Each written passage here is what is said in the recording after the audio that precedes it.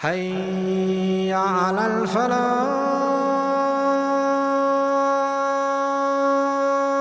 And what is the proof that Iman hasn't entered your hearts yet? وَإِن تُطِيعُوا اللَّهَ وَرَسُولَهُ. If you obey Allah and His Messenger. Doesn't action get mentioned? Allah says you don't have Iman, you only have Islam. And Iman hasn't come into your heart. What should you do to get it into your heart? Obey Allah and His Messenger. Do action. لا يلدكم من أعمالكم شيئا. None of your deeds will be wasted away. SubhanAllah. These are the combination of these two things. A couple of notes left, inshallah. In the next 5 minutes we'll be done. I'll just read through them quickly. As Zamakhshari comments, when it comes to tawasaw bil haqq, in the explaining al-haqq, he says Tawheed includes Tawheed, includes obedience to Allah and His Messenger. It includes being distanced from worldly ambition and inclination towards the hereafter. Ash-Shawkani, when he talks about Tawasi bil Haqq, he says, وَصَّى بَعْضُهُمْ بَعْضًا بِالْحَقِّ الَّذِي يَحِقُّ الْقِيَامِ بِهِ. They enjoin to each other, exhort each other, advise each other with the truth that deserves to be established. Meaning they give each other advice that should be implemented. Qatada says, بِالْحَقِّ أي بِالْقُرْآنِ. Beautiful. Qatada rahimahullah says, when they give each other the best counsel to the truth, the word truth, he says the truth here means the Qur'an. They give each other ayat of Qur'an full of love and affection and concern for the other. So we remind each other through the ayat of Allah. May Allah include this gathering in that. And then أي بالقرآن وقيل بالتوحيد, and it's also said they remind each other with tawheed. والحمل على العموم الأولى, and most people understand it to the first meaning any good, any truth that deserves to be established and to be lived by. Ibn Kathir rahimahullah says, الَّذِينَ آمَنُوا بِقُلُوبِهِمْ, those who truly believed with their hearts, وَعَمِلُوا الصَّالِحَاتِ بِجَوَارِحِهِمْ, and they did good deeds with all of their limbs, meaning once their heart was submitted, their entire body submitted by good deeds. وَتَوَاصَوْا بِالْحَقِّ وَهُوَ أَدَاءُ الطَّاعَاتِ, and they enjoined and exhorted each other to the truth, and this is giving and executing all the acts of obedience. وَتَرْكُ الْمُحَرَّمَاتِ, and to abandon all the things that are haram. وَتَوَاصَوْا بِالصَّبْرِ أي على المصائب والأقدار, and they exhorted each other to perseverance, meaning against all kinds of calamities and all kinds of situations that they find themselves in. And telling each other about the truth is a good thing. So why mention good things and then mention one of them? This is al-khas ba'd al-'am. This is a special good deed after the general, the one of which is of most importance, or the one easiest forgotten. This came up before. That's what he's mentioning. لِأَنَّهُ دَاخِلْ فِي عَمَلِ الصَّالِحَاتِ, because it is included in the good deeds. عَلَى مَا يَبْلُ اللَّهِ بِهِ عِبَادَهُ عن المعاصي. Zamakhshari comments in Tawasi bil Sabr, this is sabr over whatever Allah tests His slave with, and also sabr and not falling into temptation, in disobedience. In other words, the believer will be put into times of temptation. He'll be seduced into getting into things. His greed might take over him. His temptation might take over him. And at that point he has to have sabr to not fall into those things. May Allah protect us from falling into disobedience. And then finally on the sequence, وَجَعَلَ التَّوَاصِي بِالصَّبْرِ قَرِينًا لِلتَّوَاصِي بِالْحَقِّ دَلِيلٌ عَلَى عَظِيمِ قَدْرِهِ. Allah puts sabr at the end and haqq first as an evidence of the power of enjoining the truth, that it's more powerful and more important. وَفَخَامَةِ شَرْفِهِ rather, and the weight of its nobility. وَمَزِيدُ ثَوَابِ الصَّابِرِينَ عَلَى مَا يَحِقُّ الصَّبْرَ عَلَيْهِ. This is, Tawasi bil Haqq, what he is saying in this ayah now, Ash-Shanqiti rahimahullah is saying, as-sabirin are those who, whenever the situation comes that demands patience, they execute it. There's one thing to encourage each other to be patient, it's another thing to be patient when it's time to be patient. We lose our patience, and when somebody says, you need to be patient right now. No, this is not the time to be patient. I know I should be, but you don't understand, this is a special case. Right? Every time you need to be patient, you say, I have a special case exception. Right? This is exactly what a person who doesn't have sabr does. Whenever the advice is given, they say, I know that's the advice, but I have an exceptional situation. I know I should have sabr, but not right now. This is good advice. I know it's in the Qur'an, but not for me, not for right now. But that's the attitude we have to get rid of. All the advice of this book is for me right now. There's never a time when it doesn't apply. And when you start thinking like that selectively, then these things become useless. This advice is useless. Because when you need it the most is when you abandon it. When does the advice to have sabr become important? When you're losing your temper, when you're tempted, when you're going to fall into disobedience. That's when it's important. When you're sitting in a gathering of good people, I should be patient. Yeah, I should be patient. That's not an accomplishment. That's not an accomplishment, you see. There are two obstacles that keep human beings from saving themselves. Now, what is the path to save yourself? There are two things. Those are, in the Quran we find, الَّذِينَ آمَنُوا wa, what's after what? عَمِلُوا الصَّالِحَاتِ. This is what we find all over the Quran, right? They believe and they act. They believe and they act. Even though we haven't talked in detail what iman is Allah referring to, what righteous deed is Allah referring to. We're just using them as terms, as tags and phrases right now. But generally, this is the path to salvation. This is the path to save yourself and be successful in the akhirah. The first step, iman. The second step, action. Ibn Taymiyyah rahimahullah argues there are two obstacles before the people that keep them from iman and action. What are those two obstacles? He calls them shubuhat and shahawat. Shubuhat and shahawat. What does that mean? Shubuhat means doubts. Shahawat means temptations, desires. So he says the two things that keep people from accepting the truth are doubts and temptations. What does he mean by that? You see, when you ask someone to accept this deen, you're asking them to give up a lot of things. You're asking them really to give up a lot of things. You know, I had a friend in college, big guy, really loved football. And you used to talk about Islam all the time. And I'd say, man, why don't you just accept Islam? I can't give up that pork, man. I just can't give it up. That's some good stuff. What's his obstacle? He's not in doubt. His obstacle is not doubt. He's convinced this is good. His obstacle is his temptation. Another one says, I can't give up the life of partying. I can't give up the women. I can't give up the clubs. I can't give up the drugs. I can't give up this or that or the other. These are desires.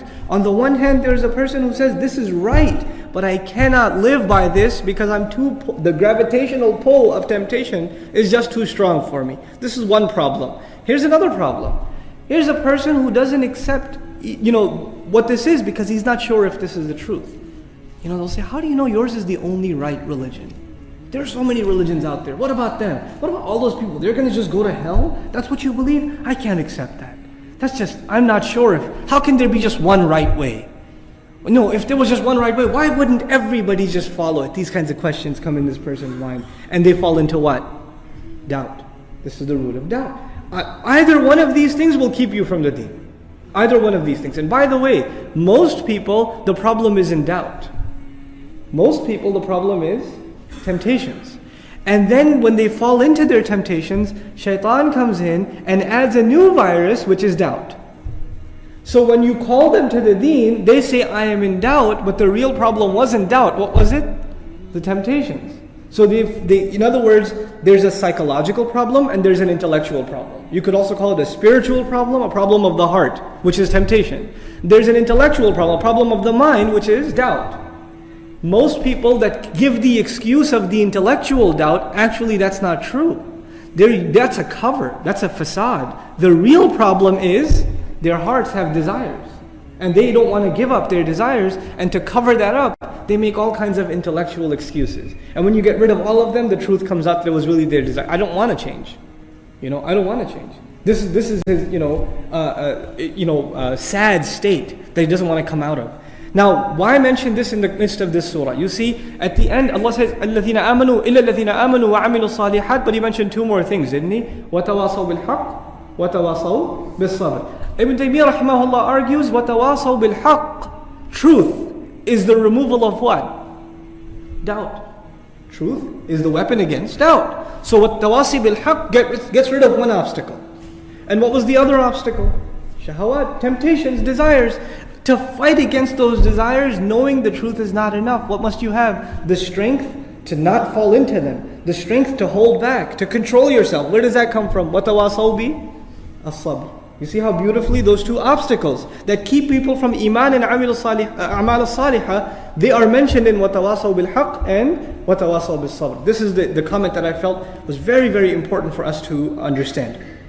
Now we're going to look at some other commentary. I'm going to go just through my notes so I don't miss anything, inshallah ta'ala. The first comment just about this ayah. You see, in these two ayat, Allah Azza wa Jalla has depicted a very powerful reality. And one element of that is that human beings are so preoccupied with their personal problems. Allah says human beings are in loss, right? But it's, we're thinking about the hellfire and the day of judgment and all of that. But even the way Allah created the human being in this earth, before He has also said, we've already studied, لَقَدْ خَلَقْنَا الْإِنسَانَ فِي كَبَدٍ. We created the human being, no doubt, in toil, in labor. Even the kafir has to work hard. You gotta, work 40 hours, 50 hours to get a paycheck and barely survive, barely make an income. That's their state too. It's not easy for anyone. So even, and there are people in the world who are Muslim or non-Muslim that barely get food to eat, or they see their children starving, and they see all kinds of oppression. So it's not like for the kuffar, all the kuffar, this world is Jannah also. They're also in loss, as even in worldly terms. They suffer a lot of problems. But you know what happens? Human beings, when they completely immerse themselves in their own problems, that's all they think about is themselves. Then they fail to see that they are part of a larger picture. And they fail to see that their problems are nothing compared to the problems that are lying ahead. You think this is a problem? There's way bigger lying ahead. So they think they are in loss now, but if you put it in perspective, it's nothing compared to the loss that is coming. This is the first thing that we want to make note of. Then you know what happens when you don't have iman, when you don't have this key that we're going to talk about in the next ayah, your problems get blown out of proportion. You think I've got some really big problems. I get reminded, even human beings are weak. We have these kinds of things. And when I still live in Maryland, our basement, it flooded, right? And I was like, oh my God, the carpet's wet, it's soggy, this, that, the other. Alhamdulillah, we don't have basements in Texas, so it's cool. But so basement, and I called this brother to help out, get rid of the water and stuff. And I'm all stressed out, the kids are upstairs and, electronics and this and that. And the brother comes, and the brother is a good brother, alhamdulillah, he's from, happens to be from Somalia. He's a really good handyman, and he helps out with the Islamic school in the masjid there. And the brother's helping out, and he says, you look worried, akhi. And I was like, yeah, it's all this problem. He goes, don't worry about water, akhi. You can't fight water. It killed Fir'aun. And we just started talking, and he tells me his life story. Subhanallah, subhanallah. He was 5 years old when his village was attacked by enemy tribes. And he survived on the back of a donkey hiding in hay. And he's traveled as a kid. His parents were executed. He was the only child left in the family. From 5 years old, he's been living on his own, just traveling half of Africa. He went to Ethiopia. He ended up in the Khalij. He started working for a sheikh, learned some little bit of trade, became an engineer. He's got the craziest story. And when you hear his story, you say, man, I got no problems. You get immersed in your problems, and you blow them out of proportion. And this is another loss of the human being. He is at a loss to see that what problems he has are nothing compared to what's out there. He fails to see the gratitude that Allah Azza wa Jal, he owes Allah Azza wa Jal. And when this happens, when human beings are so preoccupied with their own life, their own problems, they fail to see the lessons in three things. The three things I want to highlight to you. The first is the lessons in the creation of Allah. They no longer look at the creation of Allah as signs that remind you what your real purpose in life is. What are the real problems that you should avoid? Financial problems are nothing. Health problems are nothing. The problem of iman is something big. In comparison, this is nothing compared to that problem. You have social problems is nothing. Job problem is nothing.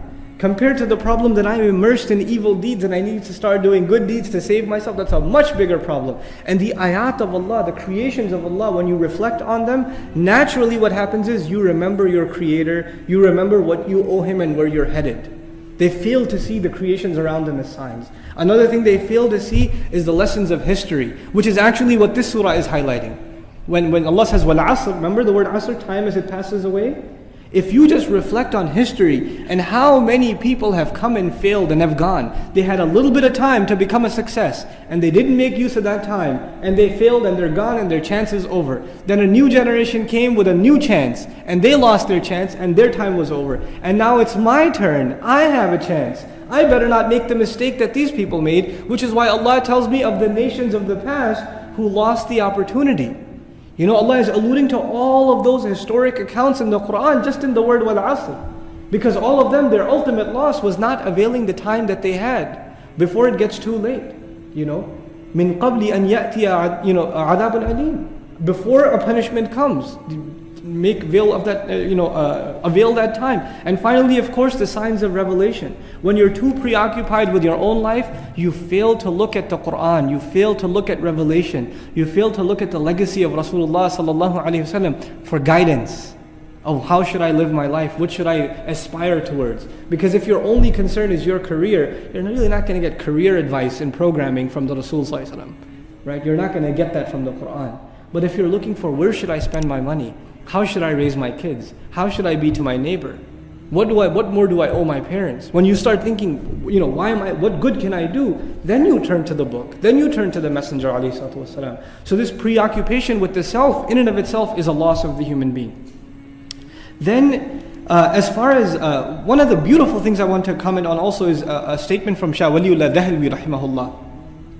Talking about asr, the word asr in this ayah, and connecting it with the loss of the human being, Shah Waliullah Dahlwi rahimahullah has a term he uses for certain passages of the Quran. He calls them at-tadhkir bi-ayyamillah, reminder by the days of Allah.